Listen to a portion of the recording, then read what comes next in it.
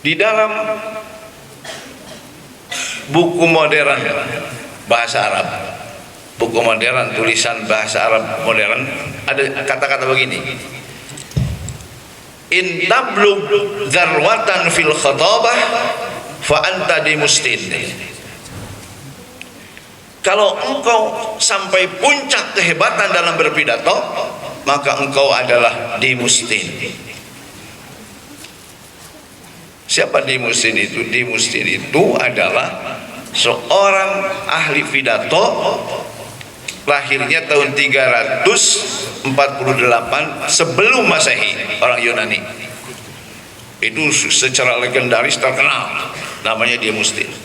Nah, kalau salah seorang kita di sini paling hebat berpidato, maka Anda sampai ke taraf siapa? Dimustin, yang lahir dari di Yunani pada 348 sebelum Masehi.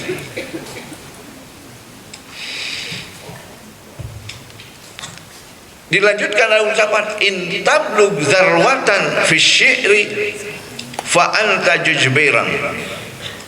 Kalau engkau syair hebat sekali, maka engkau sampai kepada derajat jazbiran, yang hidup pada 1788 di Inggris. Siapa yang puisinya hebat, membuat syairnya hebat, itu sampai ke puncaknya sama dengan Balqis Balusan. Ada juga ungkapan in tablug zarwatan fi siyas fi za'amah fa anta Balqis. Kalau engkau sampai puncak dalam kepemimpinan, maka engkau adalah Balqis. Wa in tablug zarwatan fil hikmah fa anta Luqmanul Hakim. Kalau engkau sampai kepada ilmu mendalam dan kebijakan yang istimewa, maka engkau setaraf dengan Luqman Al-Hakim. Kenalkan Luqman? Yang suratnya apa? Coba kita baca sama-sama, kan sudah hafal kan? Ya. Wa wassayna, coba.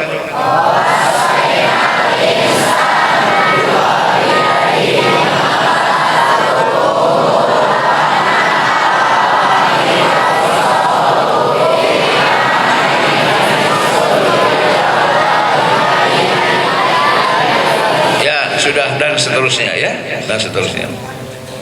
Semua ini murid Pak Ate ya, apa ya? Oh iya iya iya, Pak Engkos ya, Pak Engkos.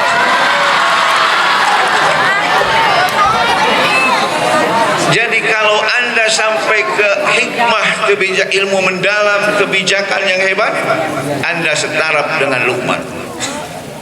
Wa in tablug zarwatan fi hulunil harbi fa anta Napoleon. Kalau Anda sampai puncak dalam teknik seni berperang, maka Anda adalah Napoleon. Pernah mendengar kata Napoleon? Orang mana? Masa orang Sodong? Kang Joni, orang Sodong mah Kang Joni. Orang mana? Orang mana? Orang mana? Orang Prancis. Hebat perangnya sampai menguasai Mesir. Kalau Anda punya teknik berperang hebat, Anda setara Napoleon Bonaparte. Yuk, hebat dalam bidang apa pertama tadi? Pidato. 2, hebat dalam syair. 3, awas 3, kepemimpinan. 4, hikmah. 5, nah anak-anakku, semua ini hanya meraih satu bagian dari yang tadi. Sekali lagi, yang ahli pertama tadi ahli apa? Pidato, hanya bisa pidato, tidak bisa yang lainnya. Yang ahli bersyair hanya bersyair. yang ahli memimpin hanya bidang itu saja, tidak pemimpin lain. Terus ini supaya memahami siapa? Muhammad Rasulullah Sallallahu Alaihi Wasallam. Jangan lebih mengagumi orang-orang sekarang ketimbang Nabi Muhammad Sallallahu Alaihi Wasallam. Ini ada gejala-gejala semacam ini nih.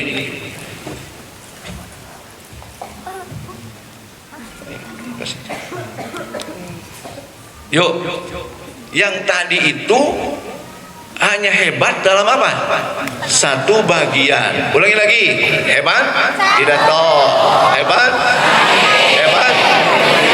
Hebat? Terus? Itu hanya itu bagian satu. Tidak ada yang memiliki semuanya. Tapi siapa Nabi kita Muhammad Sallallahu Alaihi Wasallam? Nabi Muhammad Sallallahu Alaihi Wasallam itu dalam berbagai bidang yang tadi itu sampai puncaknya. Tidak hanya satu bagian, tapi keseluruhan. Khatabah, za'amah, balaghah, fasohah, kemudian hikmah, fununul harbi. Bagi yang sudah baca sirah Rasulullah ini, Bapak ditulis idza takallama kana ablaghal bulagha wa idza nataqa kana afsahal fusaha. Kalau Rasulullah SAW itu adalah bicara, maka puncaknya para ahli bicara kebalaghahannya, kefasahatannya paling puncak. Apa balaghah itu? Apa balaghah itu? Ma makna al-balaghah?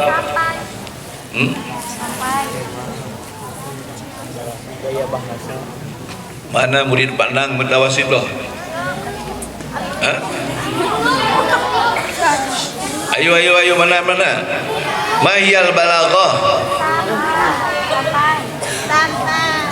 Kan ada kalam balik, ada mutakalim balik.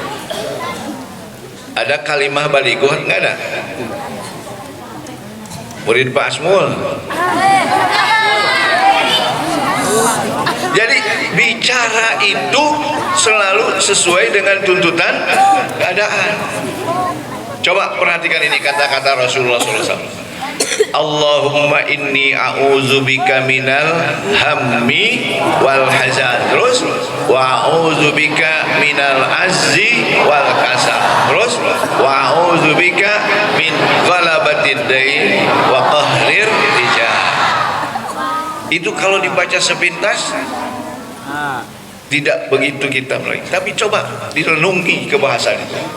Allahumma inni a'udzubika minal azzi wal kasal. Kalau azzu itu apa? Lemah tidak mampu. Kasal? Azzu dan kasal itu maknanya intinya sama. Tidak menghasilkan sesuatu. Tapi beda, kalau ajzu ini tidak menghasilkan sesuatu, itu tidak produktif, itu karena memang secara kodrati tidak mampu. Apa? Disuruh membaca tidak bisa. Kenapa? Matanya sakit. Itu ajzu.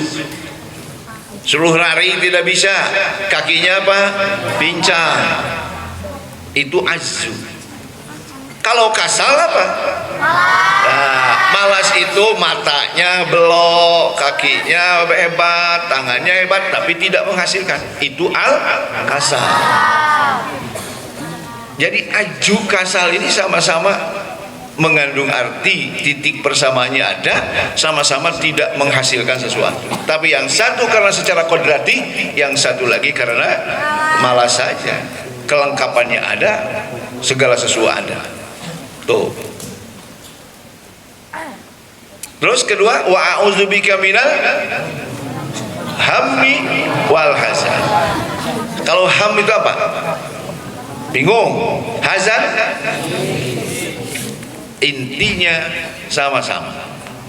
Kalau ham adalah karena masalah-masalah yang akan datang, kalau huzn masalah yang sudah lalu. Sedih karena yang lalu, bingung menghadapi masa ke depan. Itu intinya sama. Golabatid dain wa qahli rijal. Golabatid dain itu apa? Diliput hutang. Wa qahri rijal, dan di bawah tekanan orang, paksaan orang. Golabatid dain itu hutang yang melimpah-limpah menumpuk pada kita karena kurang perhitungan kita, karena diri sendiri itu. Tapi qahri rijal bukan karena kita, tapi orang lain yang bertindak kepada diri kita. Luar biasa itu. Hanya sekedar satu bagian dari kata-kata Rasulullah Sallallahu Alaihi Wasallam. Ad-dhaif amirul raqbi, kata Rasulullah. Aneh, biasanya kalau pimpinan itu harus apa? Kuat, kokoh, berani, ya. Tapi ini kata Rasulullah, orang lemah itu harus jadi pimpinan dalam perjalanan. Siapa yang bisa mengartikan artinya? Yuk. Ad-dhaif, orang lemah, amirul raqbi, jadi pimpinan dalam rombongan perjalanan. Yuk, siapa ya? Yang bisa? Masa ini ad-dhaif amirul apa? Ayo, mana mutawasit itu ada sih. Mana mutawasit? Kasih hadiah pokoknya yang mau berani ke depan, yuk. Ke depan. Ya? Kasih hadiah. Ya, selamat, alhamdulillah ya. Hadiahnya selamat.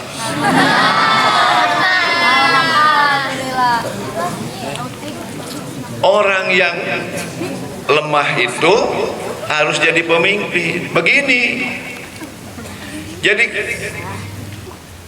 dalam perjalanan itu yang harus diperhatikan sungguh-sungguh itu orang yang apa? Orang yang lemah. Sudah tua.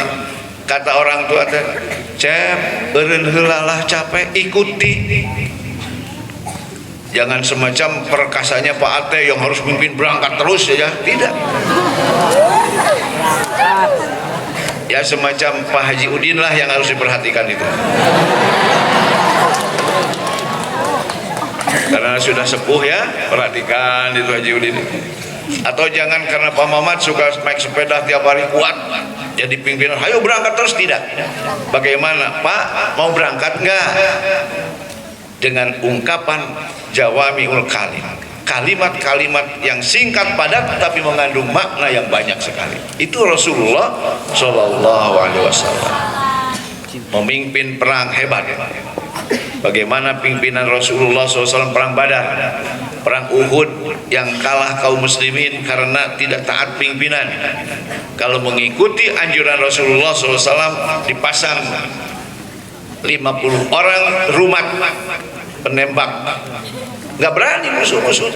Tapi karena yang 50 ini tidak menyalahi perintah Rasulullah, turun gunung, maka terjadilah Khalid bin Walid, panglima yang cerdas, memutar kudanya menyerang dari belakang.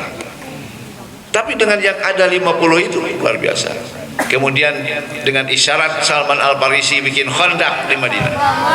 Cuman sayang, Gunung Rumat ini, Uhud itu, kebiasaan orang Saudi sekarang ini membabat nilai-nilai historis itu. Jadi hampir tidak tampak lagi mana Gunung Rumat itu, penembak-penembak itu.